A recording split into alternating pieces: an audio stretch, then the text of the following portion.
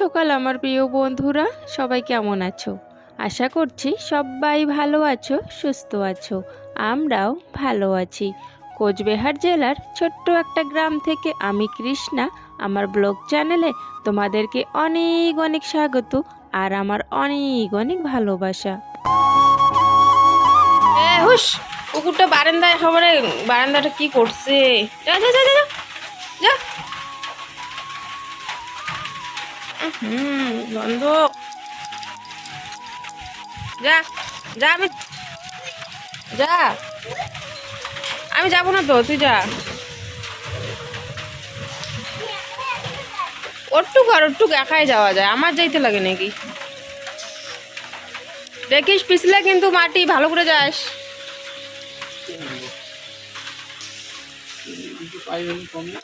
কি আনবা? হ্যাঁ,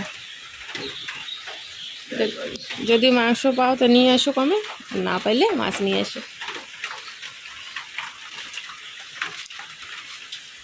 ছাতাটাও ভাঙিয়ে গেছে, ভাঙছে বলতে ওই শিকগুলো এসে হয়ে যায়, বারবার সেলাই করি বারবার আমরা।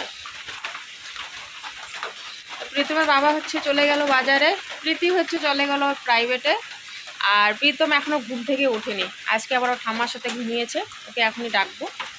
বৃষ্টিও এদিকে পড়ছে, স্কুল তো আজকে নেই, আজকে রবিবার। আগে তো আমাদের বাড়িতেই প্রাইভেট পড়াতো, তবে ওই যে ওর বান্ধবী যে আমাদের বাড়িতে পড়ে, তো ওর মা বলেছে 1 মাস ওদের বাড়িতে পড়ানো হবে আর 1 মাস হচ্ছে আমাদের বাড়িতে পড়ানো হবে। তো সেই জন্যে হচ্ছে 1 মাস আমাদের বাড়িতে পড়ানো হয়ে গেছে, আজকে হচ্ছে ওদের বাড়িতে পড়াবে।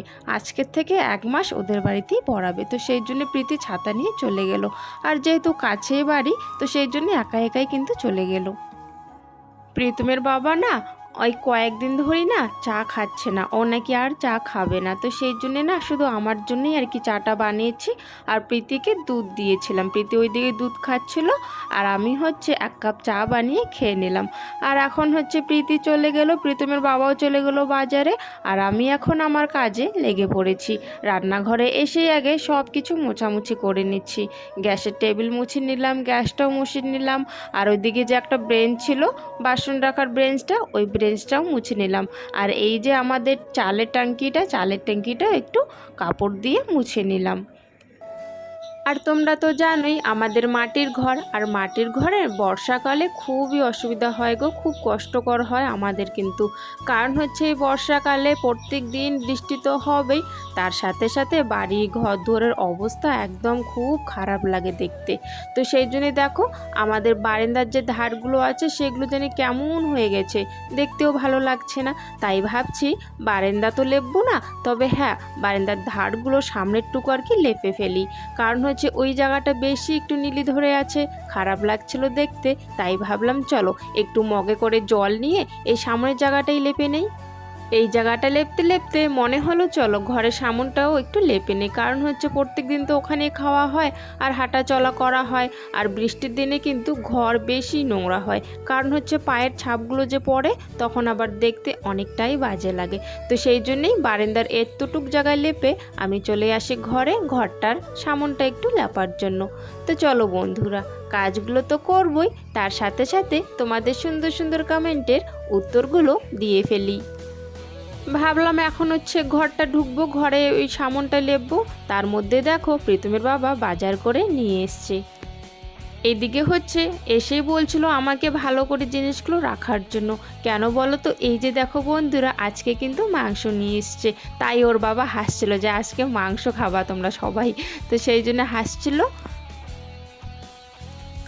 ঘরে রেখে দিই, কাজগুলো করি আগে, তারপরে হচ্ছে রান্নাঘরে যাব।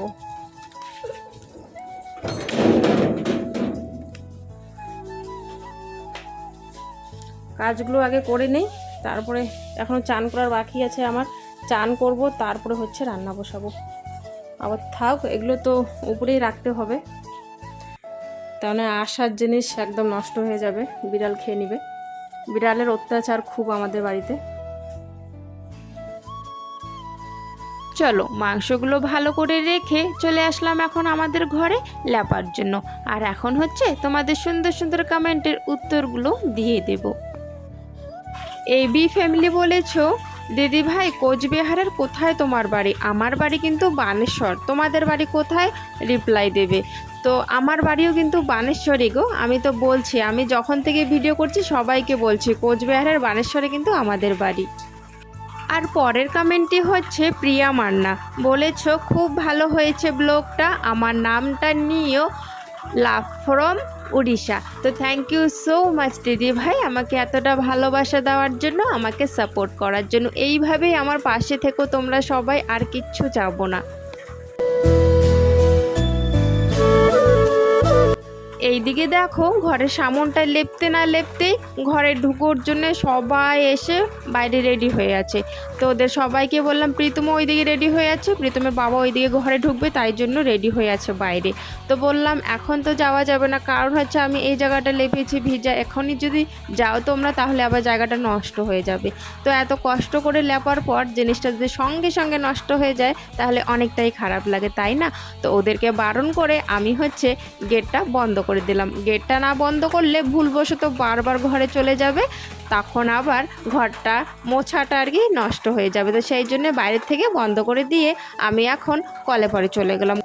ভেবেছিলাম কলে পাড়ি বাসনগুলো মাজবো, তবে এই যে সকালবেলা যে বৃষ্টি হয়েছিল না, বৃষ্টিতে না এক গামলা জল জমে আছে, ভালো জল, পরিষ্কার জল, উপর থেকে যে পড়ে টিনের আর কি চাল থেকে পড়ে, ওই জায়গাটায় অনেক পরিমাণে জল পড়ে। তো সবসময় গামলাটা না রাখা হয়, বৃষ্টির জল যেহেতু পড়ে, তো ওখানে না অনেক জল হয়ে গেছে। তাই ভাবলাম চলো বাসনগুলো ওখানেই নিয়ে যাই, উঠানে নিয়ে যাই, উঠানে নিয়ে গিয়ে ওই যে বৃষ্টির জল দিয়ে ভালো করে বাসনগুলো ধুয়ে নিই, তাহলে হচ্ছে আমাকে আর কলও পাম্প দিতে হবে না, খুব ভালো করে বাসনগুলো ধোয়া হয়ে যাবে।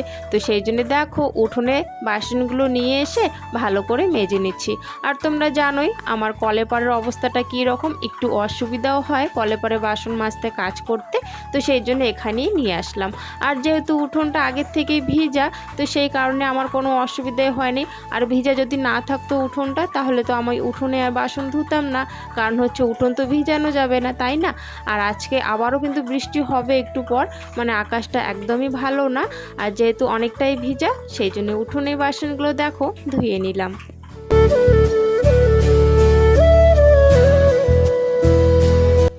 এমনিতে সকালবেলার সব কাজ আমি করে রেখেছিলাম, শুধু বাসনটাই ধোয়ার বাকি ছিল। তো বাসনটাও ধুয়ে নিলাম, বাসনটা ধুয়ে চানও করে নিয়েছি। আর এখন চলে আসলাম রান্নাঘরে, রান্না বসাবো। উনুনটা জ্বালাবো, দেখি হচ্ছে তোমার ছাই অনেকগুলো ভর্তি হয়ে আছে, তো সেই ছাইগুলো বের করে নিলাম, কলে পাড়ে রাখবো আর একটু সার্ফ মিশিয়ে রাখবো। বাসন মাজিয়ে আমরা ছাই দিয়ে, তোমরা কারা কারা এখনও ছাই দিয়ে বাসন মাজো বন্ধুরা একটু কমেন্টে জানাবে, তাহলে আমার অনেক ভালো লাগবে। তো ছাইগুলো বের করে নিলাম গামলায়, আর এখন হচ্ছে দেখো উনুনটা জ্বালিয়ে নিলাম প্লাস্টিক দিয়ে। ভাতটা বসিয়ে দিয়ে ওইদিকে হচ্ছে প্লাস্টিকে যে মাংস রাখা আছে সেই মাংসটা আর কি গামলায় ঢেলে নিলাম। আর আজকে এনেছে কিন্তু পাঁঠার মাংস। তো পাঁঠার মাংসটা দেখছিলাম মানে কী রকম এনেছে, তবে পাঁঠার মাংসটা আজকে কিন্তু খুব ভালোই ছিল।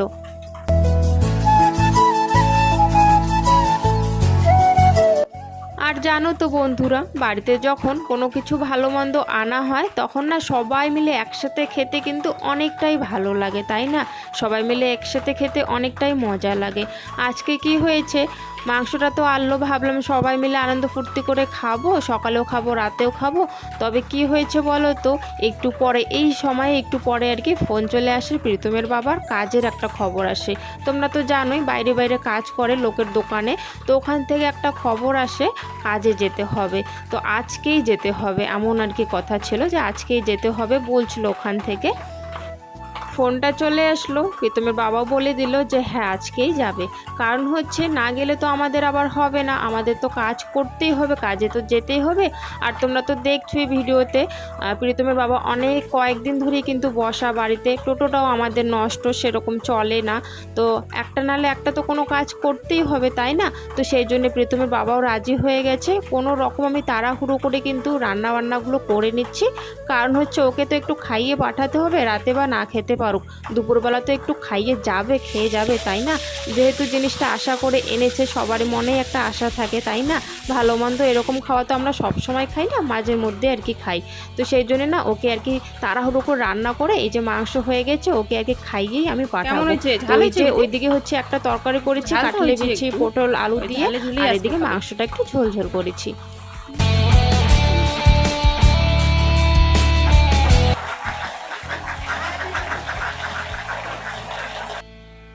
খাওয়া দাওয়ার পর প্রীতমের বাবা বাড়ি থেকে চলে গেল আমাদের সবাইকে রেখে। আর যেহেতু অনেক দিন ধরে বাড়িতে ছিল না, হঠাৎ করে আজকে কাজে চলে গেল, একটু খারাপ লাগছিল। তবে খারাপ লাগলো, কিচ্ছু করার নেই, কাজে তো যেতেই হবে, কাজ তো করতে হবে, কাজ না করলে আমরা খাবো কি, তাই না? তো সেই জন্যে আর কি কাজে চলে গেল। আর আমি এদিকে হচ্ছে 1 ড্রাম জল ভরিয়ে নিয়ে আসলাম, কারণ হচ্ছে বাড়িতে জল শেষ হয়ে গেছিলো, সেই জন্য। সন্ধ্যাবাতিটা দিয়ে এইমাত্র আসলাম ঘরে, দুজনকে হচ্ছে এখন একটু বই পড়াবো। তো বই পড়ানোর পর হচ্ছে খাওয়া দাওয়া করে ঘুম, আর কিছু কাজ নেই। কারণ হচ্ছে রান্নাবান্নাও নেই, রান্নাবান্না আমি করে রেখেছি আজকে, দুপুরে রাতে রান্নাটা করে রেখেছি। তো সেই জন্য হচ্ছে রাতে আজকে ফ্রি একদম, এক ফোঁটাও আর কি রান্না নেই, কিচ্ছু রান্না করতে হবে না, খাওয়া দাওয়া করে বাস ঘুমিয়ে পড়বো। আর এখন হচ্ছে একটু প্রীতম আর প্রীতিকে বই পড়াবো। প্রীতমের স্কুলের শার্ট আর হচ্ছে প্যান্টটা একটু দেরিতে ধোয়ার কারণে না একটুখানি করে ভিজে আছে, তাই ভাবলাম মশারি তো টাঙানি আছে, মশারির উপরে রেখে দিয়ে ফ্যান তো চলবে, সারা রাত ধরে কিন্তু শুকিয়ে যাবে, কাল আবার স্কুল আছে সেই জন্য। তো আমরা 3 জনে খেয়ে নিয়েছি, আর প্রীতমের ঠাম্মা হচ্ছে এখনও হচ্ছে টিভি দেখছে, আসেনি, আসবে তারপরে হচ্ছে খাবে। তো আমরা আর কি খেয়ে নিয়েছি, মশারিও আমি টাঙিয়ে নিয়েছি, মানে মশা যদি না টাঙাই তাহলে আবার মশা কামড় দেয়, তো তাই ভাবছি আর কি মশারিটা টাঙিয়ে ভেতরে আর কি শুয়ে থাকবো। আর এদিকে হচ্ছে প্রীতমের এই জামা কাপড়গুলো মেলে দিলাম, কারণ হচ্ছে বেলা গিয়ে আমি ধুয়েছিলাম এই জামা কাপড়গুলো, তাই না শুকায়নি জামা কাপড়গুলো। আর আজকে না বিকেলবেলা বৃষ্টি ছিল, তো সেই কারণে হচ্ছে শুকায়নি। তো ফ্যানের হাওয়া, ফ্যান তো চলবে রাতেই, তো ফ্যানের হাওয়ায় শুকিয়ে যাবে, সেই জন্য এখানে দেওয়া আর কি। আর আমরা 3 জনেই খেয়েছি, জানোই একটু আগেই বললাম তোমাদেরকে। প্রীতমের বাবা তো হচ্ছে কাজে গেছে চলে, প্রীতমের বাবা বাড়িতে নেই, তো আমরাই আর কি, আমরাই 4 জন আর কি।